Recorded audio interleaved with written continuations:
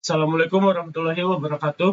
Saya Muhammad Iqsal Alfarisi dari kelas Teknologi Rekayasa Perangkat Lunak 1B.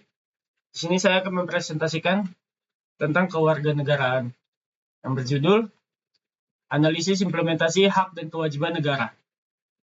Contoh kasus nyata adalah kasus pelanggaran hak asasi manusia HAM di Aceh. Pada tahun 2002, terjadi kasus pelanggaran HAM di Aceh yang melibatkan militer dan kelompok pelanggaran hak asasi manusia di Aceh. Peristiwa penghilangan orang secara paksa tahun 1997 sampai dengan 1998, penculikan aktivis 97 sampai 98 adalah penculikan aktivis pro-demokrasi yang terjadi antara pemilu legislatif Indonesia. Dan jatuhnya Presiden Soeharto pada tahun 1998, kasus penculikan aktivis ini dilakukan oleh tim khusus bernama Tim Mawar, dan terdapat 13 aktivis yang masih hilang hingga saat ini, dan 9 aktivis dilepas oleh penculiknya. Dan adanya peran pemerintah dalam memastikan hak terpenuhi dan kewajiban dilaksanakan. Pemerintah memiliki peran penting dalam memastikan hak asasi manusia dan kewajiban dilaksanakan. Dan ada beberapa yang harus dilakukan pemerintah, yaitu yang pertama, melindungi warga negara dari pelanggaran HAM.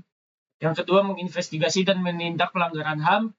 Yang ketiga, meningkatkan kesadaran masyarakat tentang hak asasi manusia. Yang keempat, meningkatkan kapasitas lembaga penegak hukum untuk menangani kasus pelanggaran HAM. Dan yang terakhir, peran warga negara dalam memastikan hak terpenuhi oleh kewajiban dilaksanakan. Warga negara juga memiliki peran penting dalam memastikan hak asasi manusia terpenuhi dan kewajiban dilaksanakan. Warga negara harus melakukan beberapa, diantaranya menghormati hak asasi manusia orang lain, menggunakan haknya untuk memperjuangkan hak asasi manusia, meningkatkan kesadaran masyarakat tentang hak asasi manusia, meningkatkan partisipasi dalam proses penegakan hukum, dan bersikap toleran inklusif dalam kehidupan bermasyarakat. Penting untuk memiliki sikap toleran terhadap perbedaan, termasuk perbedaan agama, budaya, ras, dan pandangan politik, sehingga hak asasi manusia dapat diterapkan secara merata dan adil. Argumen yang didukung oleh data ataupun contoh. Menurut data dari Komisi Nasional Hak Asasi Manusia, pada tahun 2002 terdapat 1.300 kasus pelanggaran HAM di Aceh. Data ini menunjukkan bahwa pelanggaran HAM masih menjadi masalah serius di Indonesia. Contoh lainnya adalah kasus pelanggaran HAM di Papua yang melibatkan militer dan kelompok separatis. Kasus ini menyebabkan banyak korban jiwa dan kerusakan infrastruktur. Dalam kedua kasus ini, pemerintah dan warga negara memiliki peran penting dalam memastikan hak asasi manusia terpenuhi dan kewajiban dilaksanakan. Pemerintah harus melindungi warga negara dari pelanggaran HAM dan meningkatkan kesadaran masyarakat tentang hak asasi manusia. Warga negara harus menghormati hak asasi manusia orang lain dan menggunakan haknya untuk memperjuangkan hak asasi manusia tersebut.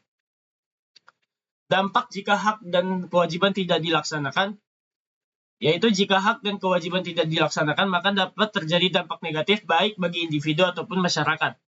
Berikut adalah beberapa contoh yang dapat terjadi. Kita masuk ke dampak individu. Yang pertama, kerusakan psikologis.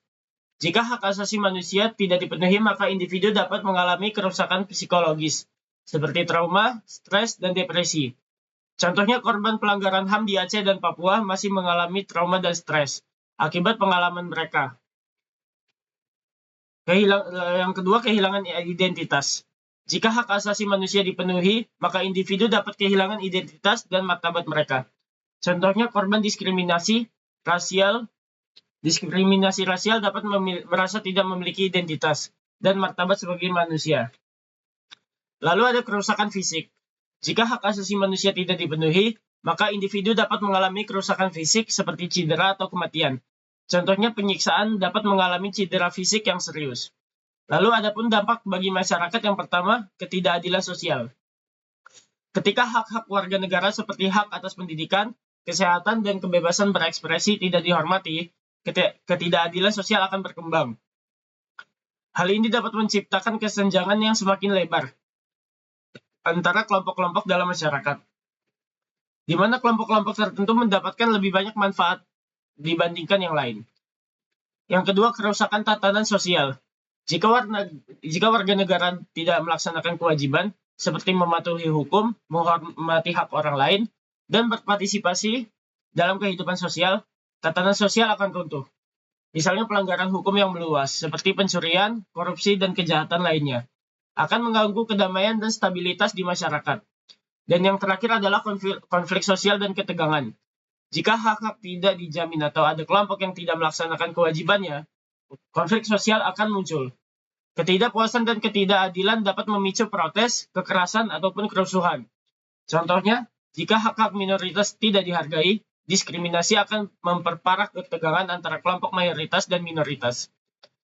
Dalam keseluruhan, hak dan kewajiban selalu harus dilaksanakan untuk memastikan bahwa individu dalam masyarakat dapat hidup dengan damai, aman, dan sejahtera.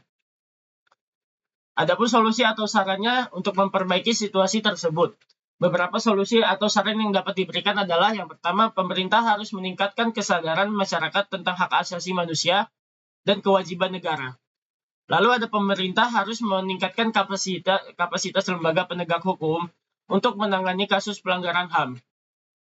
Yang ketiga, warga negara harus menghormati hak asasi manusia orang lain dan menggunakan haknya untuk memperjuangkan hak asasi manusia. Lalu masyarakat harus meningkatkan partisipasi dalam proses penegakan hukum dan memantau pelaksanaan hak asasi manusia. Mungkin itu saja presentasi yang bisa saya sampaikan. Maaf jika saya ada kekurangan atau presentasi saya kurang. Terima kasih. Wassalamualaikum warahmatullahi wabarakatuh.